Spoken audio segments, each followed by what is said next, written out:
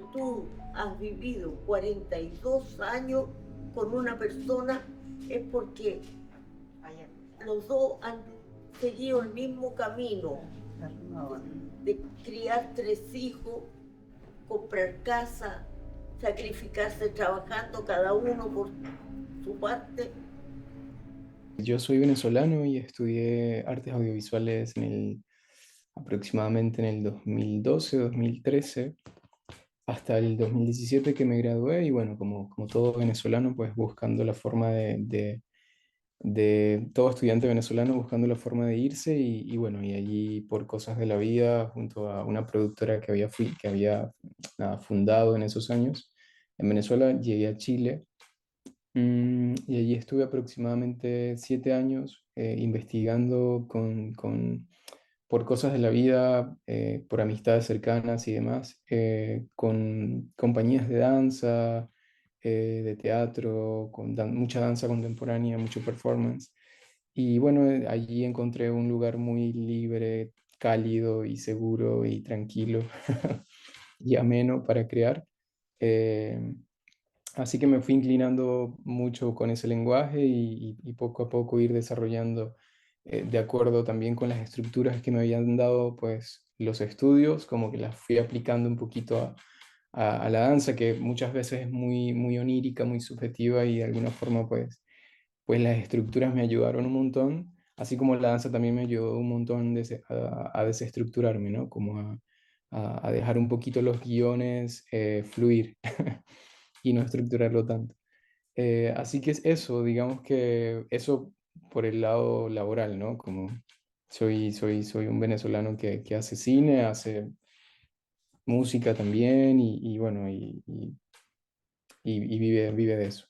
Yo noté desde hace mucho, desde que comencé a hacer esto, noté que todo lo que hago es con la simple razón de querer contar historias, ¿no? Como quizás no necesariamente mías, sino como darle de alguna forma la voz a otra persona o a personas que simplemente no tienen la posibilidad de llevar su historia o su experiencia o lo que sea a otro lugar o contarlo de otro lenguaje o de transmitirlo como fuese. Entonces yo siento que de alguna forma también como que todos vamos escogiendo cómo contar historias, ¿no? Muchas veces a la gente pues escoge la pintura, la música, y yo escogí pues un poco el cine para contar historias y yo me di cuenta que eso era lo que me llamaba la atención, como el simple hecho de poder entrar un poquito en la intimidad de alguien y encontrar sus sombras, sus luces y poder contarlas un poquito sin literalidades, como ver cómo lo lleva a un lenguaje audiovisual. Entonces yo siento que eso conecta mucho con Frenesí. Creo que yo siempre he tenido un tema con la tercera edad, entonces se une a lo que te estoy contando, ¿no? Se une a la necesidad de imaginar la cantidad de historias que tiene una persona, eh, sí, mayor.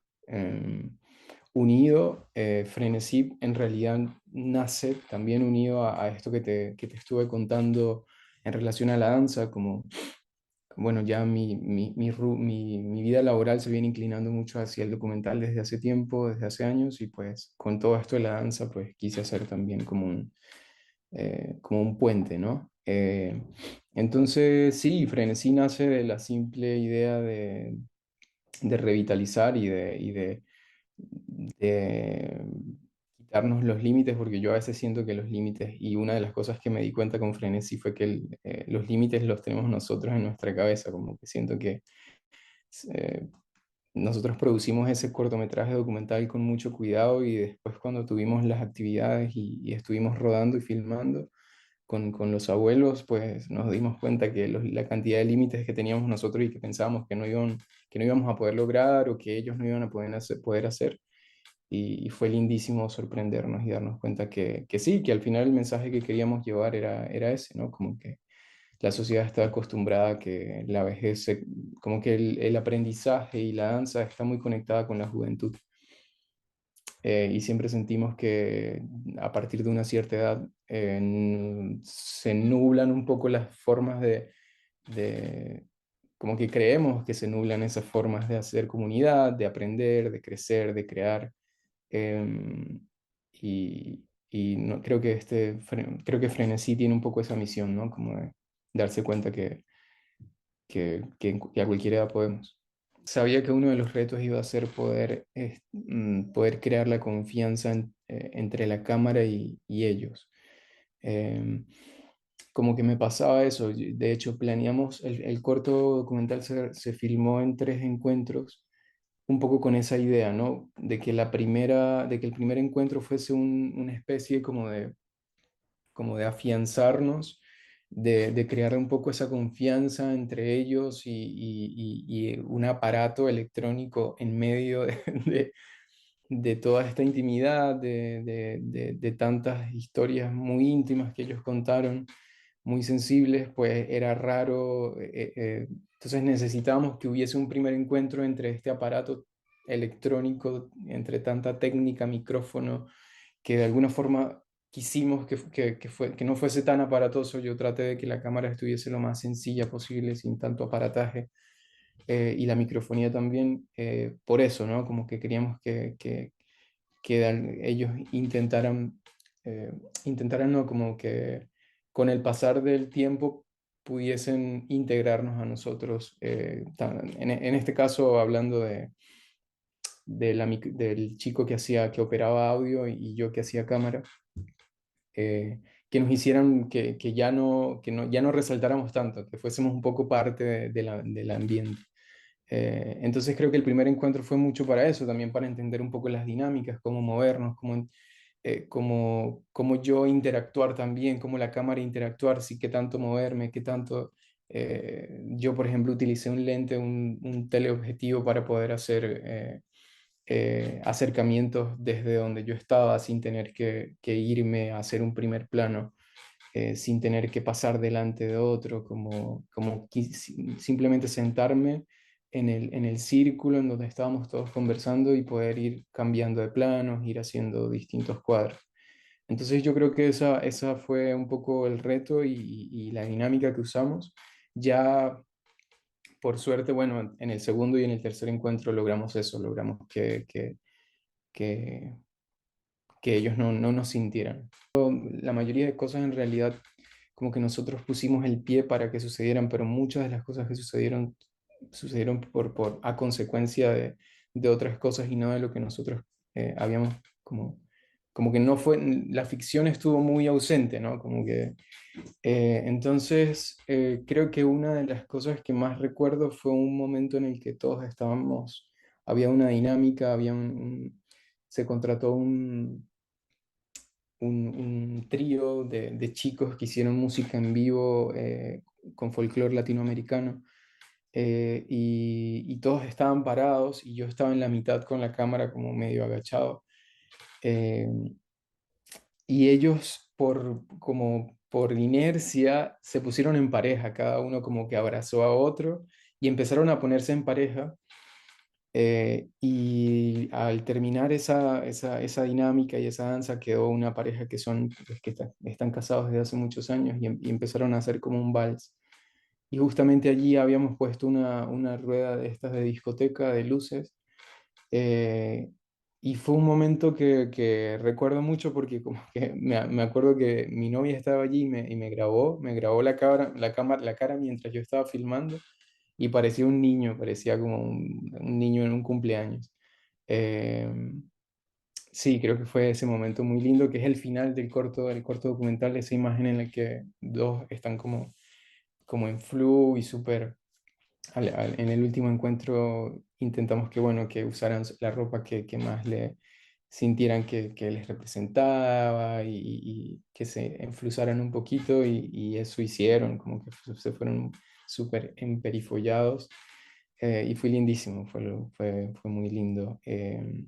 Y hay otra que siempre recuerdo mucho porque fue muy sensible, en donde ellos contaron mucho de su historia, es una parte en la que están dibujando. eh, y me acuerdo que en ese momento fue muy sensible para todos porque dibujaron cosas que que representaban mucho la niñez, ¿no? Y creo que para los que estaban allí, y espero que se haya plasmado un poco, se veían como niños, eran niños, niños, niños, eran como estar con 10 niños dibujando eh, y contando a qué habían dibujado, ¿no? Creo que ese momento lo recuerdo muchísimo. En Argentina quizás no se ha tenido tanta conciencia de lo importante que es el cine argentino en Latinoamérica. Y yo al llegar a Argentina, como que siempre que hablo con amigos y amigas allí, les cuento, ¿no? Que desde que yo estudio cine, vengo viendo cine argentino y lo importante que fue el Inca por tantísimos años Latinoamérica, en donde gracias a esta financiación y a estas organizaciones que impulsaba tanto cine en Argentina, pues Latinoamérica se nutría mucho de esto.